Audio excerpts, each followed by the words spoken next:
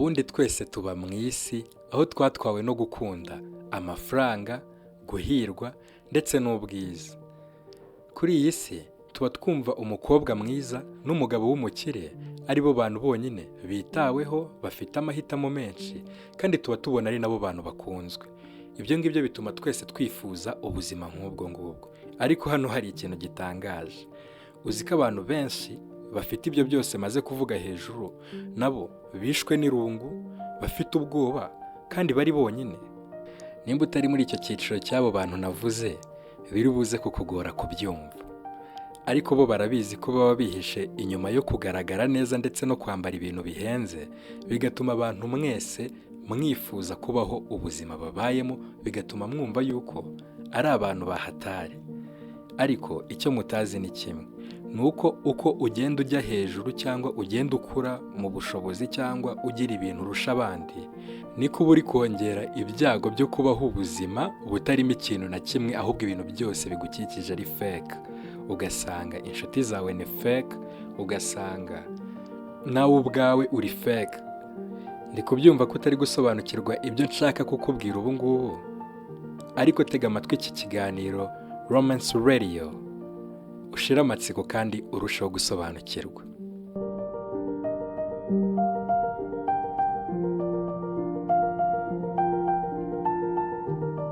Reka hano duhere ku bibazo abakobwa beza bahura nabyo, cyane cyane abakobwa bari hot. Ubwo nimvuga hot ubyumva abakobwa bashyushye.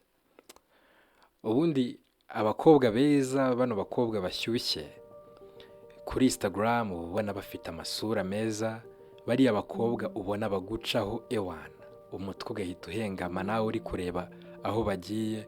Uba usanga muri message zabo zuzuyemo utu-emoji, huzuyemo n'amagambo meza, ama request ntiwabyumva. Bo babizi kundusha. Ubundi aba bakobwa uba usanga amaso y'abasore cyangwa abagabo bose ari bariho. Igitsina gabo cyose aho kiri uba usanga cyitegereza abakobwa bameze gutya, kandi uba usanga aribo bari guhabwa amahitamo menshi mu buzima bwabo. Ibyo byose ayo mahitamo baba bari kuyahabwa n'abo bagabo cyangwa abo basore. Ariko hari icyo amaso y'ababarebera ku ruhande atajya abona. Baba babona ari abakobwa bahiriwe, baba babona ari abakobwa babayeho neza, ariko dore icyo amaso yanyu atajya abona kuri aba bakobwa. Aba bakobwa ntabwo aba bagabo babafata nk'abakobwa, ahubwo babafata nk'igihembo, babafata nk'ikirango. Wenda nk'uko ushobora kugura Rolls Royce, ni imodoka nziza igaragaza wenda ubukire, cyangwa se ikintu icyo ari cyo cyose wakwihemba nyuma y'uko imirimo yawe yashimwe n'Uwiteka. Uko nguko niko ukunda gusanga abo bagabo benshi bari gufata abo bakobwa, aho kugira ngo amukunde nk'umuntu, ahubwo bari kumukunda nk'ikintu. Ibi ngibi rero abakobwa beza nibo babizi. Iyo bimaze kubageraho kuko barabibona bo, wowe ntago wabibona, bahita batangira kwibaza ibibazo bitandukanye mu mitwe yabo. Ugasanga bari nko kwibaza ati se ubu ngubu bakunze njyewe? Ugasanga ari kwibaza ati se ndamutse mbyibushye nkongera ibiro yakomeza akankunda uyu muhungu uri kumbwira ngo arankunda cyangwa uyu mugabo? Ese ndamutse ndekeye gupostinga ya mafoto meza yankundiye hambonyeho kuri Instagram yakomeza akankunda? Agakomeza akibaza ibibazo byinshi nka ese buriya yankunda ndamutse nibereye umukobwa uciriritse nkaba rubanda rugufi nkatuza, yankunda? Ibyo bibazo atangira kwibaza mu bwonko bwiwe bituma noneho atangira gucika intege. Ibi bituma atangira gucika intege, yarangiza agatangira kuba selective mu buzima bwe, agatangira kumva akeneye umutekano, agatangira kumva akeneye kwiheza mu buzima bwe. Iki gihe ubuzima bwe butangira kuza mu mwijima, butangira kubaho umwijima. Atari ukubera yuko we yabuze abantu bamugana, atari ukubera ko yabuze abantu azana mu buzima bwe, ahubwo ari uko arambiwe kubaho ari igikoresho cy'abantu, by'umwihariko igitsina gabo.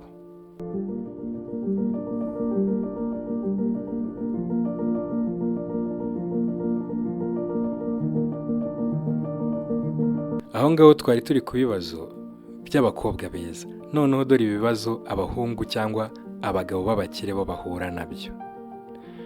Ubundi umugabo wubatse ubukungu bwe, kuko kubaka ubukungu biragora, ugasanga byamusabye gukora cyane kugira ngo abigereho, ugasanga byamutwaye iminsi myinshi n'amajoro menshi ataruhuka, adasinzira, atekereza ku kuntu yahindura ubuzima bwe akaba umukire. Uwo muhungu cyangwa uwo musore cyangwa uwo mugabo uko wabibyumva kose, ubundi nawe uba usanga ari uri kuri lisite, niwe abakobwa baba bifuza. Ko abakobwa baba bamwifuza ushobora kubyumva ukabyita byiza, ariko reka nkubwire igice cy'umwijima kiba muri ubwo buzima. Ubundi usanga uyu mugabo w'umukire aba yarahuye n'indyarya nyinshi, aba yarahuye n'abagambanyi benshi, aba yarahuye n'abantu bifuje kumukoresha, aba yarahuye n'abakobwa bifuje kumurya amafaranga yiwe cyangwa bifuje kuza, bamukunze bamweretse ko bamukunze kubera ko ari umukire nyine hari icyo bamwifuzaho. Aba yarahuye n'inshuti z'indyarya, ndetse akaba akunda no kwirirwa mu ruziga rw'abantu bakunda guseka buri uko hageze, nyamara mu mitima yabo barimo baratera imibare y'icyo bamukuraho.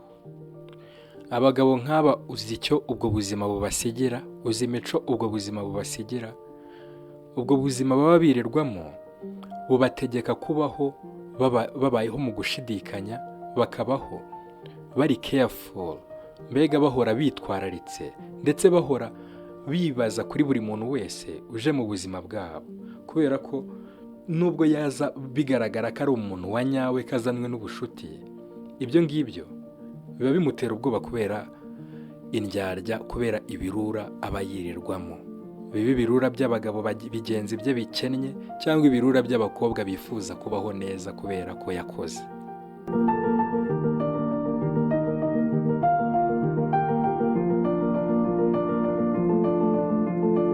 Uzi ikintu gitangaje muri ubu buzima bw'umukire? Aya mafaranga aba yaraharaniye ntago azana ubwigenge gusa, ahubwo azazanye n'ikindi kintu atigeze aharanira. Amafaranga azana n'ubwigunge, kubera ko igihe cyose amafaranga wamaze kuyagira nibwo utangira kubona yuko abantu bose bari kuza mu buzima bwawe ariyo bahaye agaciro. Rero ikintu cya mbere umukire cyangwa umuntu utunze amafaranga yita akora, ahita atangira kwiga uburyo yakontorora icyo kintu bose bari kuza bashaka, agakontorora uburyo yakigumana, agatangira kwiga kubaho ubuzima bworoshye, ndetse agatangira no kwiga kugabanya amakosa, kubera ko amakosa aba azi ibyago ashobora kuzana mu buzima bwe.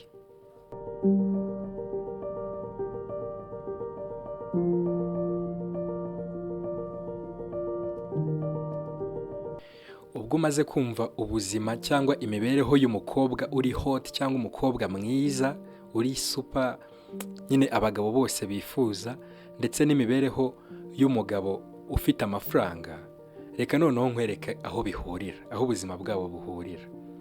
Ubundi ukubaho warazamuye agaciro kawe mu bantu, ni nako nawe uzamura standard cyangwa se uzamura ubuzima bwawe ubamo. Uko uzamura rero ubuzima bwawe ubamo, niko bigenda biguha kugira amahitamo makeya, kugerageza kugira amahitamo makeya ashoboka, pana nk'ay'abantu bose.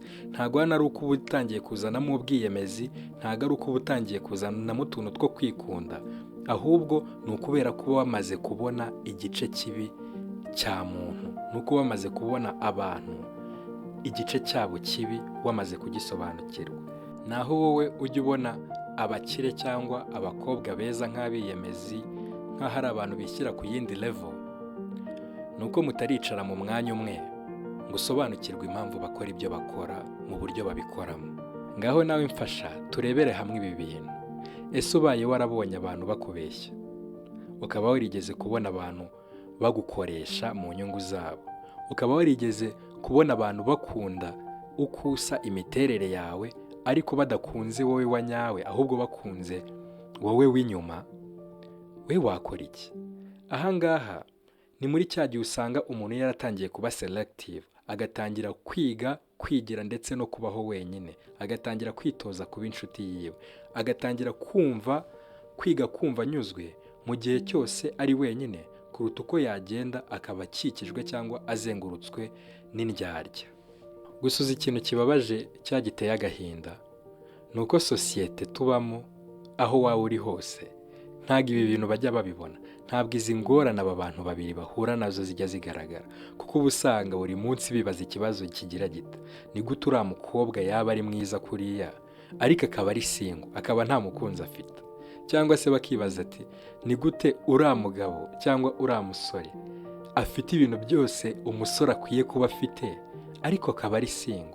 Rimwe na rimwe abantu bakubonye umeze gutyo, cyangwa babonye aba bantu babiri bimereye gutya babayeho ubu buzima, batangira kubita ibigoryi, batangira kubita injiji, cyangwa se bagatangira kubita ko ari abantu bafite uburwayi. Iyo ari ku mukobwa yitwa ikirara, akitwa indaya, akitwa igihararumbo, byaba ku muhungu bagatangira kuvuga ko yanarozwe.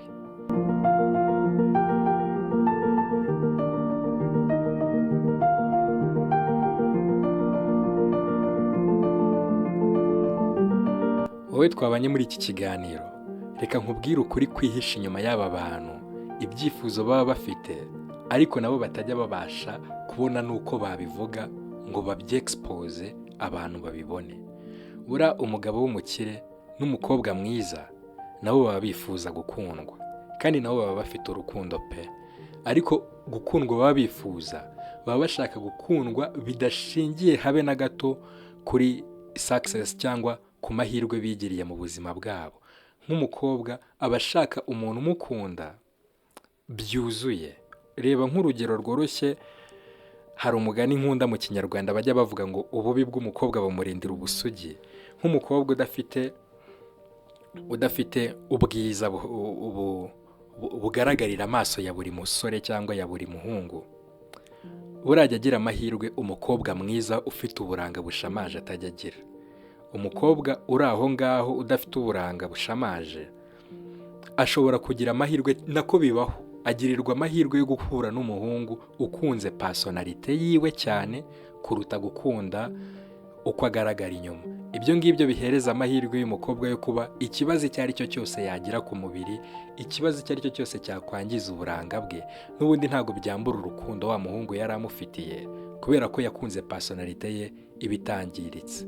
Noneho abajene b'abakire cyangwa abagabo b'abakire nabo buriya bahura n'ibibazo, kuko ntibajya banabasha kumenya gutandukanya umuntu bakundiye ubukire bwabo cyangwa se umuntu bakunze bya nyabyo. Ariko abajama badafite na kimwe buriya barakundwa pe, barakundwa kuko bamukundira uko ari, bamukundira nyine uko, bakakunda imico ye, personalite ye kuruta gukunda ibyo atunze. Ariko ayo mahirwe biragoye yuko umujama wabigezeho cyangwa umujene cyangwa umugabo ufite amafaranga ibyo bintu ahura nabyo. Ubundi mu buzima busanzwe aba bantu turi kuganiraho bikundira abantu babakunda bo byuzuye, ariko badakunze ubwiza bwabo bagaragaraho inyuma. Bikundira umuntu wabakunze wabashimye kuruta uko yashimye konte zabo za banki. Bakunda umuntu ubazanira uduchallenge cyangwa se uza kubabwira ibyo badakora neza. Bakunda n'umuntu utuma bumva baciye bugufi pe. Aba bantu bakunda umuntu bakundira uko bateye kuruta ibibaranga nk'imodoka n'ubwiza ndetse n'ibindi. Gusa ikintu kijya kigorana, urukundo nk'uru kurubona muri iyi si bisa nk'aho ari igitangaza cyaba kibaye. Biragoye ko wabona urukundo rusa gutya muri iyi si yuzuyemo abantu bakunda ubutunzi, bafite irari ry'ibyiza ndetse n'iby'isi ryinshi cyane.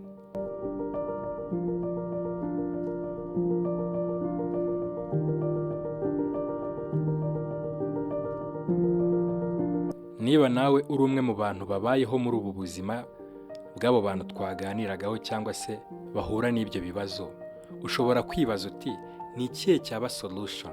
Ni ikihe cyaba igisubizo ku buzima bwanjye kugira ngo ibi bintu mbihagarike nanjye mbeho ubuzima buryoshye? Ikintu cya mbere utazigiramo inama ni ukwibwira yuko ngo ugiye kumanura agaciro kawe, ugatangira gufekinga uko wiyumva kugira ngo ubashe kubana n'abantu. Ahubwo dore ikintu uzakora: icya mbere, tangira wige kubaho ubuzima bufite inshuti cyangwa se budafite inshuti. Ubwo ndi kuvuga partner, ndi kuvuga umufiance. Tangira ubu buzima ubumetrize, wige kububamo kandi wumve nta kintu bugutwaye. Nimba uri umukobwa mwiza, ndagusaba ngo wige kugira ubwenge, ugire indangagaciro, ugire ibikuranga, uvuga ati ibi ngibi ni kirazira kuri njyewe. Nimba nawe uri umusore cyangwa uri umugabo w'umukire, tangira ugire ubwenge muri emotion intelligence, tangire ugire intelligence muri emotion yawe, kuko ibi bizagufasha. Kandi ugomba gutangira kwiga kugira amakenga. Ibi ngibi nuramuka ubikoze, uzarekera kwa attractinga, cyangwa mu buzima bwawe hazarekera kuza ibigarasha, ubundi utangire wa attractinge abantu bakwibonamo, abantu bameze nkawe. Nubwo buryo niyo systeme yonyine wamenyana nabo, abantu bazemera uwo uriwe, bazemera iyo myitwarire yawe, bazemera iyo personality yawe, kuko nayo izagora abandi kuza kuyibamo. Rero abo ngabo bazabasha kuba muri iyo personality yawe, mukayibanamo, nawe ukabasha kwakira personality yabo, abo ngabo nibo bawe, abo ngabo nibo bawe, abo ngabo nibo muzagumana.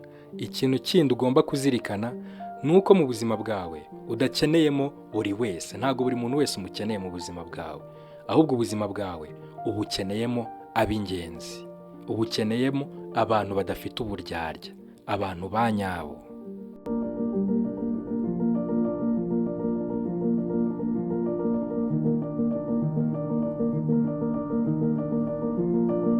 Nimba wari uri kumva Romance Radio, ukaba wumva uri umwe muri aba ngaba twaganiriyeho uyu munsi, ukaba ubona urukundo cyangwa gukundwa biri kure nk'izuba, ntuti icyizere, ni ikibazo cy'igihe gusa.